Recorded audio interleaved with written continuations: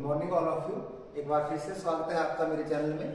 हमारा जो आज का टॉपिक है वह है प्लेन ब्रेस और रैचेट ब्रेस। तो आज हम जानेंगे कि ब्रेस होती क्या है, इसका काम क्या है और ये किस चीज से बनी होती है और इसमें क्या क्या भाग होते हैं। तो आइए शुरू करते हैं।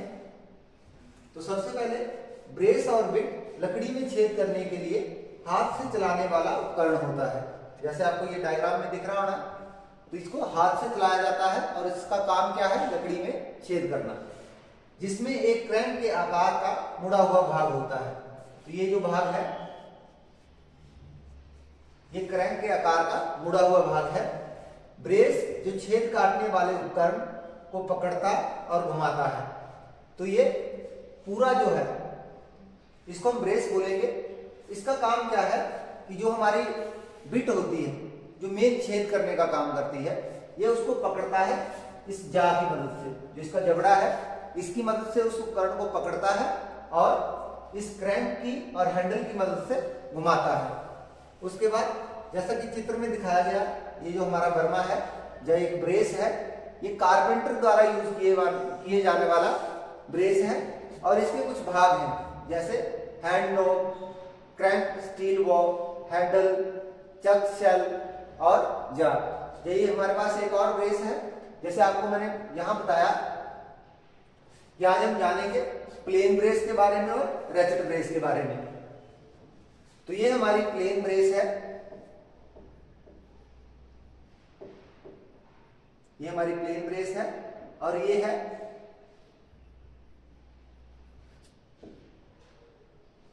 Ratchet brace. इन दोनों में फर्क क्या है? लगभग दोनों की मैकेनिज्म एक जैसी है, बस इस जगह रैचेट लगा होगा। जैसे हमारे पास रैचेट डाई होती है, उसमें रैचेट मैकेनिज्म होती है। एक साइड तो मोशन होता है लेकिन दूसरी साइड मोशन को लॉक कर दिया जाता है, मतलब वो फ्री हो जाती है। तो वही काम इसमें भी होता है। जो हमारी प्लेन ब्रेस है, अगर हमने इसके द्वारा छेद करना है तब हमें ब्रेस को पूरा 180 डिग्री पे पूरा घुमाना पड़ेगा। लेकिन अगर हम रैचेट का यूज करते हैं, रैचेट ब्रेस का, तब क्या है, हमने हाफ सर्कल घुमाया, फिर हम वापस ले गए, फिर हाफ सर्कल घुमाया, फिर वापस ले गए। तो इसमें क्या होगा, ये रैचेट स्क्रू जो है वो क्या करेगा, जब लॉक होगा तो हाथ में जब हमने घुमाया तब ये क्लॉकवाइज, जो एंटी क्लॉकवाइज है, तब ये सेट रहेगा, मतलब बिट घूमेगी एक दिशा में। जब हम वापस जाएंगे तो बिट वापस नहीं घूमेगी, वो फ्री हो जाएगी। दोबारा हम वापस आएंगे तो बिट हमारी फॉरवर्ड घूमना शुरू कर देगी और छेद बनाना शुरू कर देगी। तो ये रैचेट ब्रेस है। अब इसके भाग लगभग दोनों के सेम है। हम 1 बाय 1 देखते हैं कि इनके भाग क्या है। तो सबसे पहले हम बात करें फ्रेम। तो the frame of brace is shaped like letter U. तो इंग्लिश भाषा का जो यू लेटर है उसकी तरह ये फ्रेम होता है। ये जो चीज है इसको हम फ्रेम बोलेंगे। उसके बाद है it will often have a surface finish such as nickel और chrome plating to protect it from corrosion. तो ये जो हमारा फ्रेम है, इसकी सरफेस जो हमारी फिनिश है उसमें निकल और क्रोम होता है ताकि इसमें जंग न लगे। अगर ये सिंपल माइल्ड स्टील का होगा तब इसमें जंग लग जाएगा, इसलिए इसको अच्छे से फिनिशिंग दी जाती है। इसमें निकल और क्रोम की प्लेटिंग की जाती है ताकि इसमें जंग न लगे। अब जो हमारा अगला भाग है वह है स्वीप हैंडल। तो स्वीप हैंडल, जो ये आपको सर्कल में भाग दिख रहा है, इसको हम बोलेंगे स्वीप हैंडल। इस स्वीप हैंडल का क्या मतलब है कि जब हम इसको घुमाते हैं तो हैंडल को हम एक जगह पकड़े रखते हैं और बीच का जो हमारा फ्रेम है वो मूवमेंट करता रहता है, जैसे बॉल बेयरिंग होती है। तो ये हैंडल को हम एक जगह स्थिर पकड़े रखेंगे लेकिन हमारी रैचेट जो है घूमती रहेगी। तो ये स्वीप हैंडल है। जो पुराने जमाने में हैंडल होते थे वो स्वीप टाइप नहीं होते थे। उसमें जब हम ब्रेस को घुमाते थे तो ये हैंडल भी हमारे हाथ में घूमता रहता था, जिससे हमारे हाथ में यहाँ छाले पड़ जाते थे। अगर हम कंटिन्यू उसको यूज करेंगे हाथ में छाले पड़ जाते थे। लेकिन स्वीप हैंडल में क्या है, हैंडल खुद नहीं घूमेगा लेकिन फ्रेम को अलाउ कर देगा घूमने के लिए। उसके बाद नेक्स्ट है हेड। तो आपको डायग्राम में मैं बताता हूं कि ये जो भाग है ब्रेस का ये जो भाग है इसका नाम है हेड। जब हम ब्रेस को चलाते हैं, हमारा एक हाथ जो हमारा प्राइमरी हैंड है, अगर हम राइट हैंडेड है तो राइट हैंड हमारा यहाँ रहेगा, अगर हम लेफ्ट हैंडेड है तो लेफ्ट हैंड हमारा यहाँ रहेगा, और दूसरा हैंड हमारा इस हेड के ऊपर इस तरीके से, ताकि हम पुश कर सकें। जैसे हम घुमाएंगे वैसे हल्का सा जोर भी लगाएंगे ताकि हमारी जो ड्रिल बिट है वो लकड़ी में घुसती जाए। उसके बाद है हमारे पास रैचेट। तो प्लेन ब्रेस में ये चीज नहीं होगी, लेकिन जो हमारी रैचेट ब्रेस है उसमें ये रैचेट का फंक्शन भी होगा, मतलब इसमें गियर लगा होगा। तो जैसे मैंने आपको बताया कि जब हमने हाफ टर्न यूज करना है, इसको हम यूज कहां करेंगे? कई बार ऐसा होता है, ऐसी कंडीशन आ जाती है कि हमारा ये जो फ्रेम है, अब फॉर एग्जाम्पल मैंने दीवार के बिल्कुल पास शेयर करना है, दीवार के साथ यहाँ ब्रैकेट लगी हुई है इतनी दूरी पे, और उसमें मैंने यहाँ शेयर करना है, तो हमारा ये फ्रेम पूरा घूमेगा नहीं इस जगह, हम इसमें हाफ ही टर्न कर पाएंगे, फिर हमें वापस जाना पड़ेगा, हाफ टर्न करना पड़ेगा। तो ऐसी जगह पे हम रैचेट ब्रेस का यूज करते हैं। जहां तो फ्री फॉल, जैसे मतलब दीवार से थोड़ा इतनी दूर हमने यूज करना है, तब तो हम पूरा प्लेन ब्रेस का यूज कर सकते हैं। लेकिन जब दीवार के बिल्कुल पास होगा, जहां हमारा ये यू फ्रेम जो है घूमेगा नहीं, उस जगह हम क्या करेंगे? रैचेट ब्रेस का यूज करेंगे। इसके बाद जो हमारा नेक्स्ट भाग है, एक और इसमें मैं बता दूं आपको कि ये जो चीज है ये इसका जा है, हमारी ब्रेस का जा है। तो ये अलग अलग 4 जा में या 2 जा में आते हैं। 4 जा होगा तो चाहे हमारी जो बिट है वो राउंड शेप की होगी, चाहे वो स्क्वायर शेप की होगी, 4 जा उसको पकड़ लेगा। लेकिन अगर सिर्फ 2 जा होंगे तो वो ऐसी बिट पकड़ पाएगा जिसका जो शैंक होगा वो किस तरह का होगा? स्क्वायर टाइप में।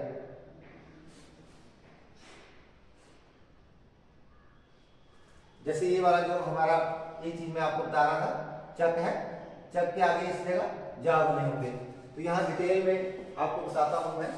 जैसे ये 4 जा चक है, इसमें 1 2 3 और ये 4 जा है, और जो ये 2 जा चक है ये आपको दिख रहा है ऐसे। अभी 2 जा चक जो है ये उसी बिट को पकड़ेगा जिसका जो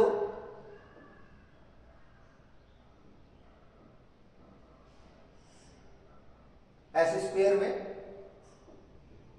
जिसकी टैंक ऐसे स्क्वायर की तरह होगी, ये उसी को पकड़ पाएगा।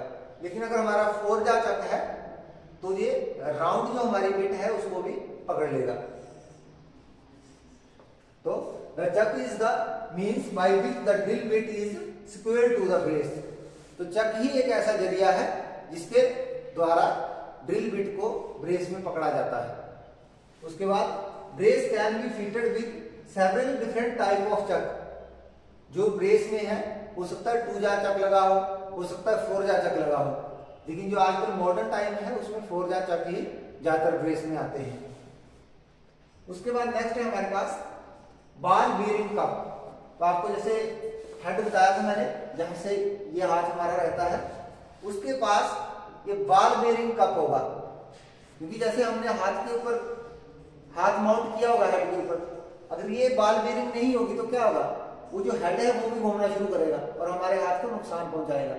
लेकिन अगर ये चीज होगी, बॉल बेयरिंग कप लगा होगा, तो क्या ये हेड घूमेगा नहीं, बॉल बेयरिंग सिर्फ इस फ्रेम को घुमाएगी। उसके बाद नेक्स्ट है हमारे पास ऑयल होल। तो ये बॉल बेयरिंग कप जो है उसके पास एक ऑयल होल होगा जिससे हम ऑयलिंग कर सकें और जो हमारी बेयरिंग है वो आसानी से काम करती रहे, वो मतलब फंस के ना चले, स्मूथ होगी।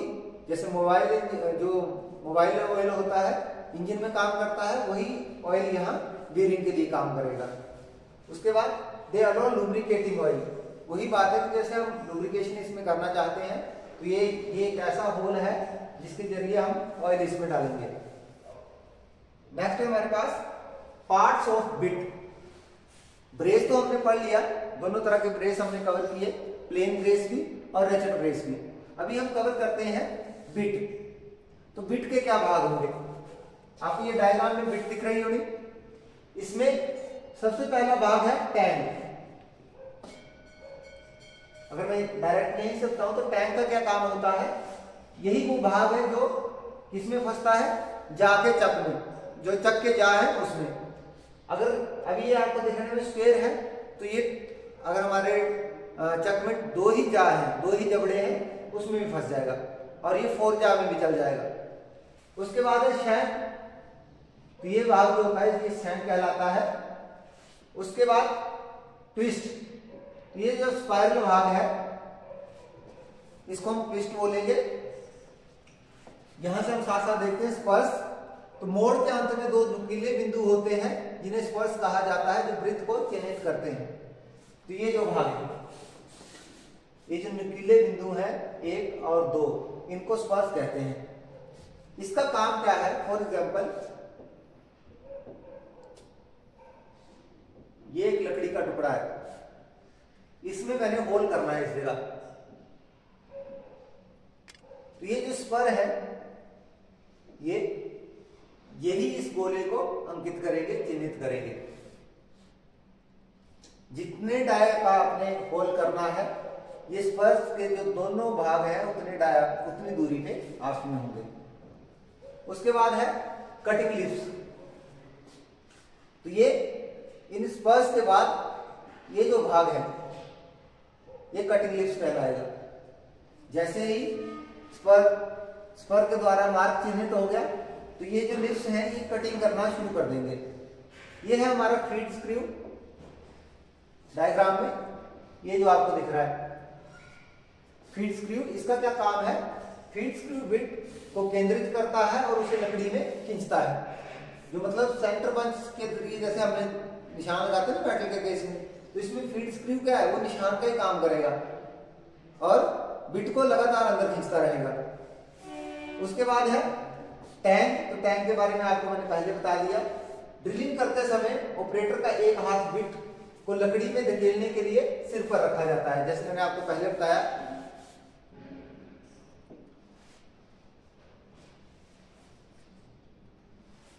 जैसे ये जो हेड है, एक हाथ इसके ऊपर और दूसरा हैंडल में।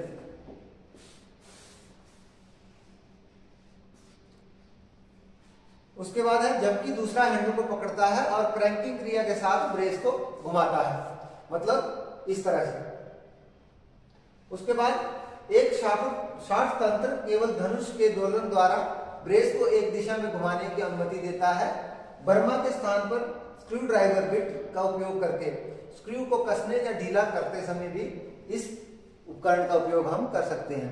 यहाँ बिट हम यूज कर रहे थे जा में, अगर उसकी जगह हम स्क्रू ड्राइवर की बिट यूज करें तो हम स्क्रू को इसके द्वारा कस भी सकते हैं और ढीला भी कर सकते हैं।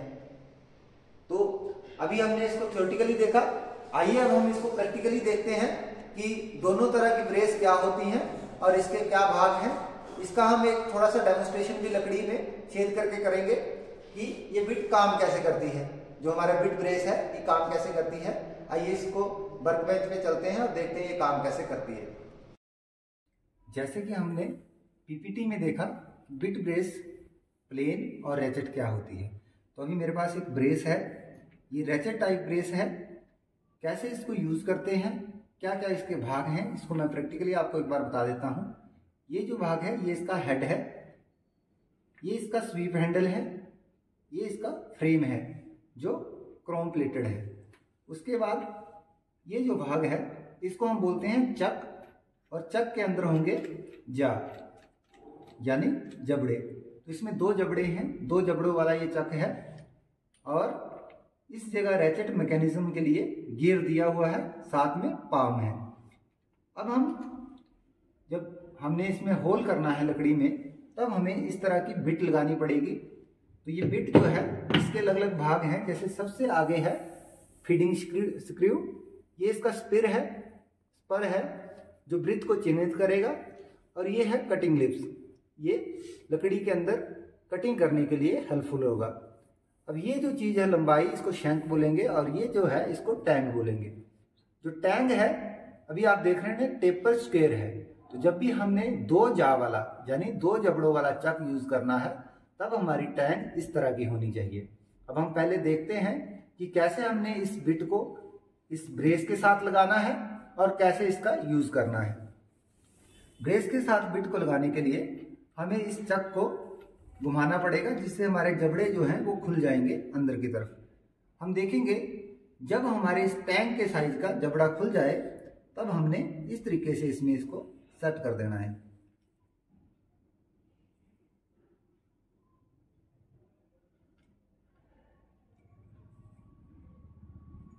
इसको हमें ध्यानपूर्वक सेट करना है। अगर ये लूज रहेगा तो हमारा जो होल है वो अच्छे से नहीं हो पाएगा।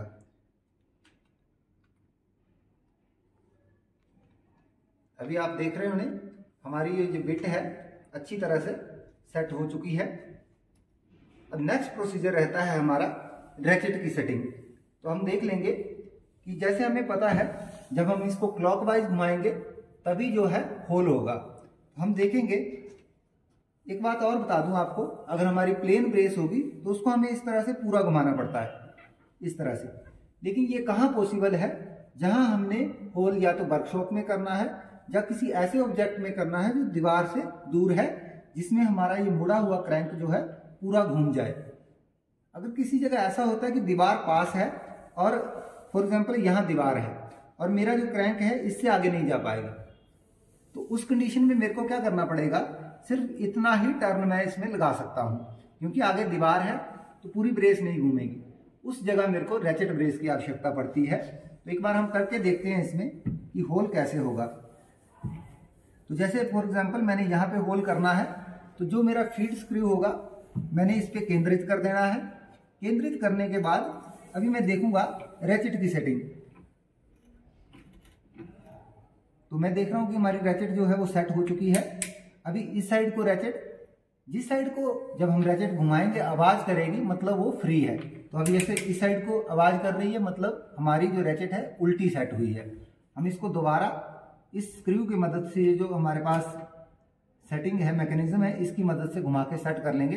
अब हम एक बात को नोटिस करेंगे कि जब हम एंटी क्लॉकवाइज इसको घुमाएंगे तब आवाज आएगी। आप एक बार चेक करो, ये जो टक टक की आवाज है ये हमें बताती है कि हमारी रैचेट जो है बैकवर्ड दिशा में फ्री है और फॉरवर्ड ये काम करेगी। अभी हम इस होल को करके देखते हैं। ऐसे हाफ ही टर्न हमने लगाना है।